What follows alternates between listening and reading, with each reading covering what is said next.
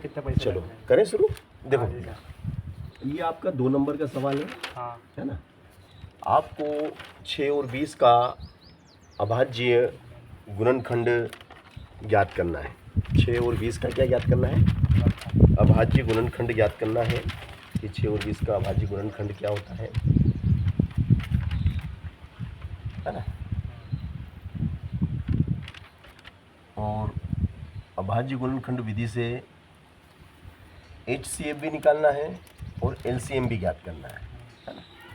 तो ये तो आपका 6 और ये आपका 20 है। चलो पहले 2 से देंगे, 2 का टेबल बोलो 6 आ जाए। 2 से 6 को, क्योंकि 2 के टेबल में 6 आते हैं हाँ है ना। 2 के टेबल में 6 आते हैं तो कितनी बार जाएगा? 2 बार। 3 बार।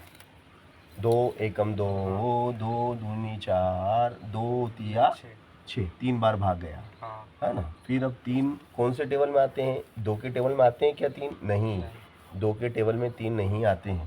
3 के टेबल में आते हैं 3 एकम 3।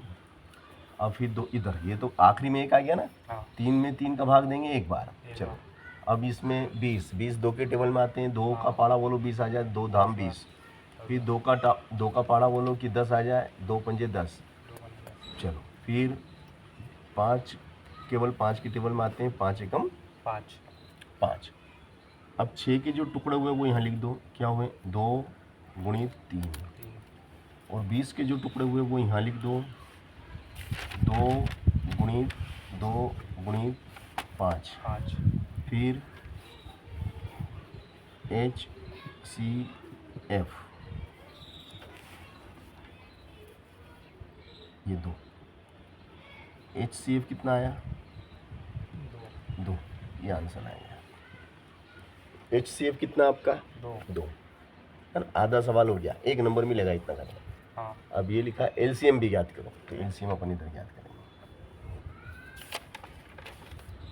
6 और 20, 2 से 2 का पाड़ा बोला, 2 तिया 6, 2 एकम 2 0 की। फिर 2 से 2 के पाड़े में 3 नहीं, 2 पंजे 10।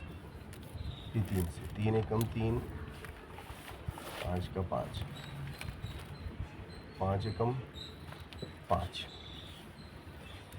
तो भैया LCM बराबर क्या? 2 गुणित 2 गुणित 3 गुणित 5। LCM बराबर 2 दूनी 4, 2 दूनी 4, 4 तिया 12, 4 एकम 4, 4 दूनी 8, 4 तिया 12, 12 पंजे 7। तो ये रख दो ना पट्टा, ये रख दे जी। ये आपका सवाल कंप्लीट हुआ।